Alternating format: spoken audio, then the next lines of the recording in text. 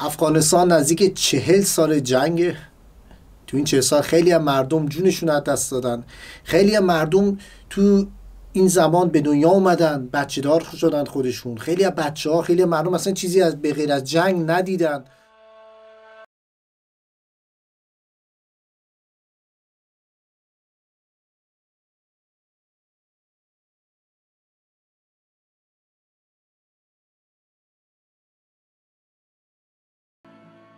ردی خوردم، ردی دوم خوردم. میرم یاسو جواب نمیده. زن بچه مویدی زدن. کجا زن بچه؟ زن بچه‌م رفتن خونه بردن. دمو قرنطینه اول از ما ردی اومد، از وقت بیاد صبر کنم که پیوندی بزنم که از اون ردی شما. چی یادی اومد. Der ist auch 1,5 Jahre hier, hat zweimal Absagen bekommen und derzeit ist da hoch ungefähr ist voller Wasser, weil es geregnet hat, also ganz schlimme Zustände in den Camps, erwähnt der Herr auch. بعد دوباره ردی قرنطینه خلاص شد، ردی دوم رسید. پیوندی نتونستم زدم، پراندیم هم سوا کردن آخرش. موندم اینطوری 4-15 ماه میگیریم. ما رو سوا کردن. نمیدونم چیکار کنیم. نمیدونم قانون دیگه چی بکنم. اگر ردی میزنید زن مرد یک جای ردی بزنید. اگر ردی میزنید زن مرد یک جای ردی بزنید. نمیدونم چی قانون. Er sagt, wir wissen nicht, was wir machen sollen. Meine Frau und Kinder sind woanders, ich bin woanders. Wenn ihr uns zusammentun wollt, lasst uns zusammenbleiben, trennen uns nicht. Hat 2/4 Mann, ne? Er ist 60 Jahre alt aus Afghanistan ebenfalls und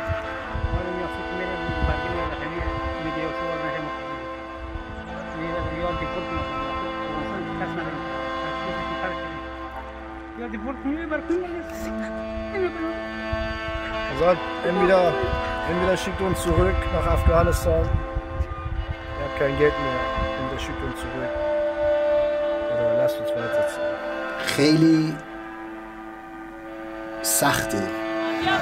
مهاجری سراب ببینید هوای سراب نگاه کنید ماشین از رو پای یکی رد شد. بابا بایستیده وضعیت مردم همین الان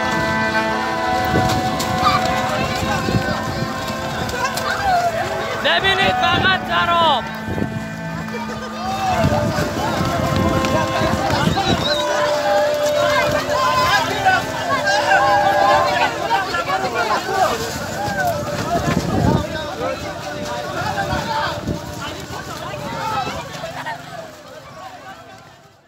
ما چند هفته پیش تو موریا بودیم، از 10,000 تا مردم، 10,000 تا مهاجر اونجا 70% از افغانستان بودن.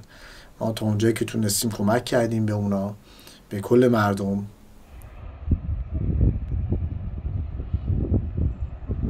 سلام مادر، میشه تعریف کنید شما چند وقت اینجا چه سختی‌هایی میکشید؟ خیلی من ترکیه در دریا 24 ساعت در دریا مانده.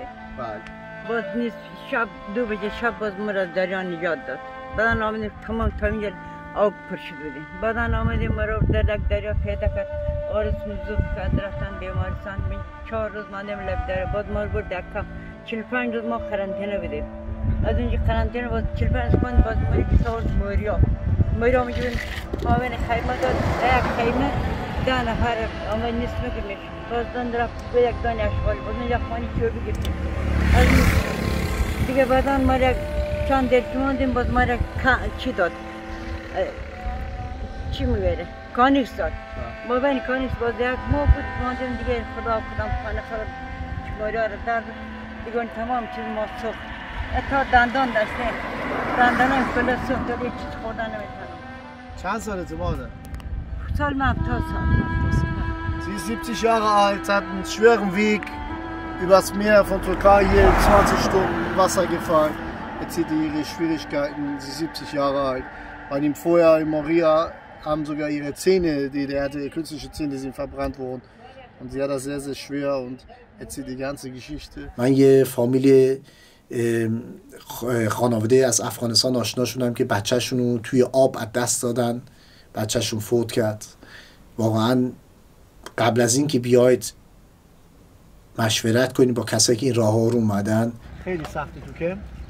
والا سخت ما خودم کاراتاپا هم هستیم ولی اون جناب دقیقش نیه پاگه میشه اون ما به تمام هیچ چیزی رسیدگی نمونده به مردم چه مسیجی دارید؟ چه خبری دارید بهشون بدید؟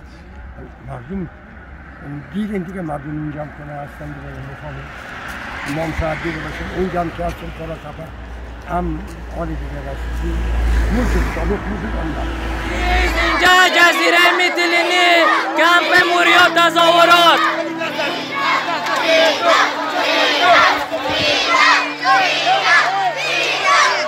تظاهرات فقط به خاطر آزادی از کمپ.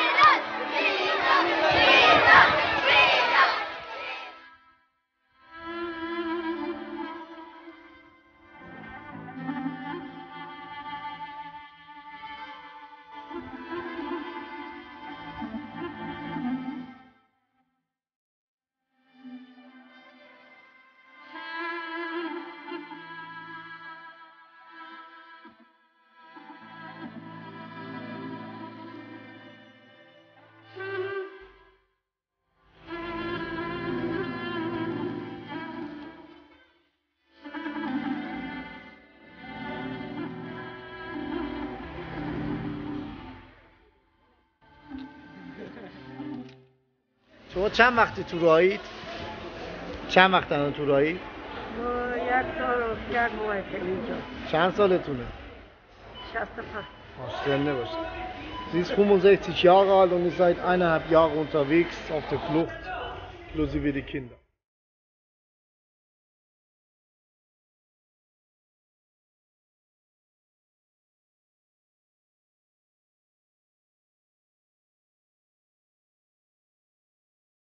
این یه مسیجیه که ما از این طرف میتونیم به شما بگیم از گروه خیریه هب دنیا و سعی کنید که مردمایی که وضعتون بهتره به کسایی که سختی دارن میکشن تو کل دنیا باشه سعی کنید به هم کمک کنید.